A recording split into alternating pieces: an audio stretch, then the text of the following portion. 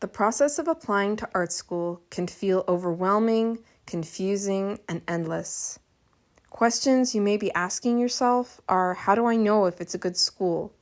How do I find a course that fits? What are they looking for in a portfolio? And how do I keep all of this information straight? In this video, I'm going to share with you some of the tools that helped me to navigate this process. How do you go about researching schools? Degree shows have been very helpful for me because they tell you what kind of work is coming out of the program.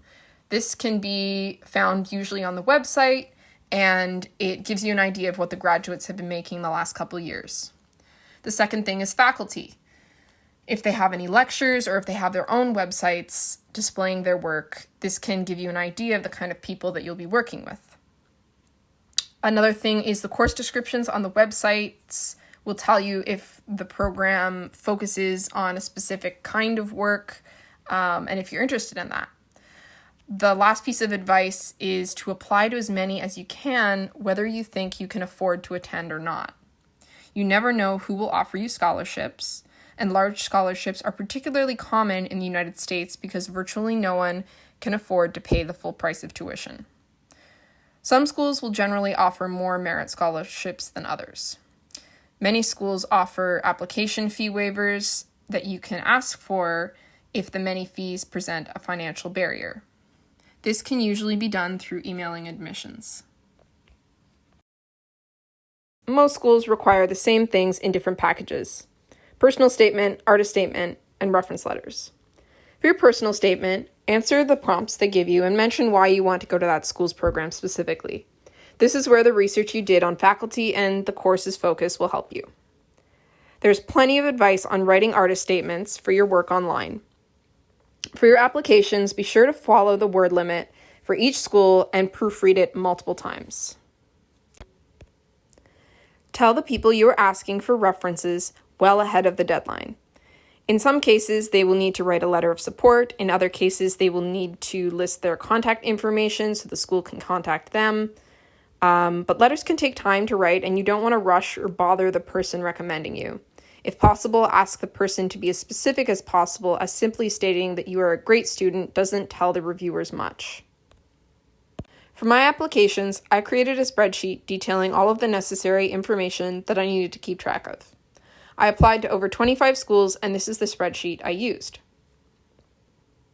Firstly, I listed the name of the school as a hyperlink to take me to the program's page to refer back to if needed.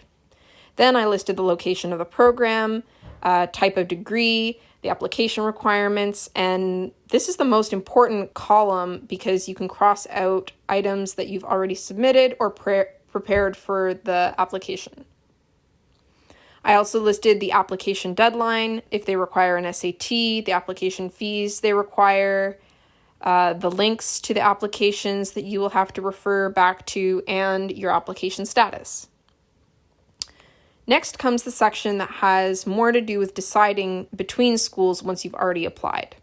In this section, I included the contact information of the admissions counselor that I've been talking to, if I've updated them with any recent work that I've made since my initial application, the confirmation number for the application that I've submitted, the tuition fees, the initial scholarship offer that the school may give you, and then the final scholarship offer that they give you, as sometimes schools will increase the scholarship they are offering to you based on negotiation.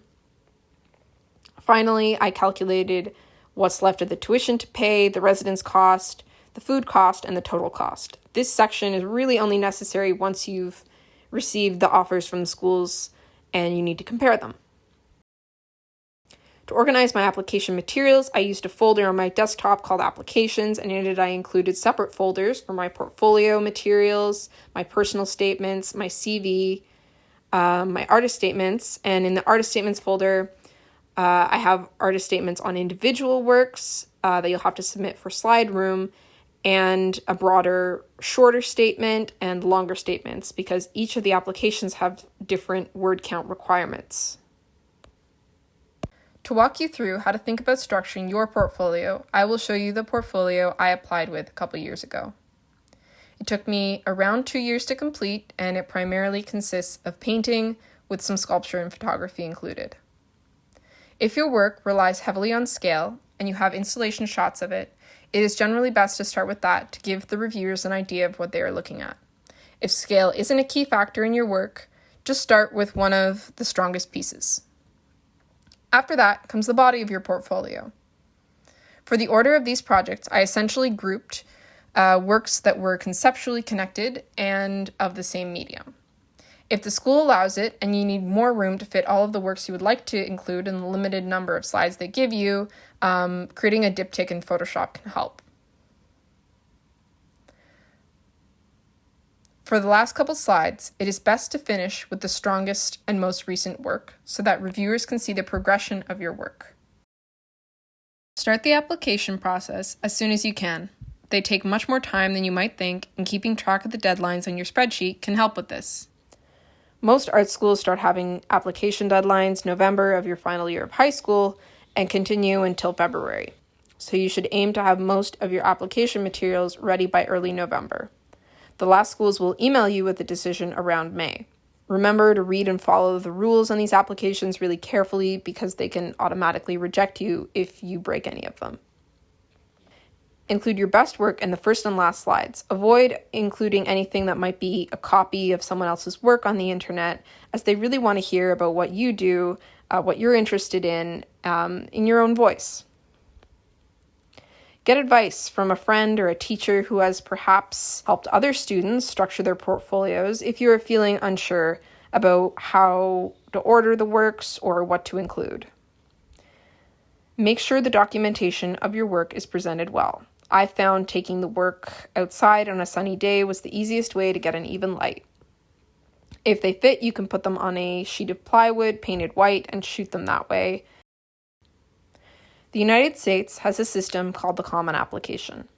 Although it may seem daunting, this application will save you a lot of time in the long run, as many schools use it to expedite their application processes.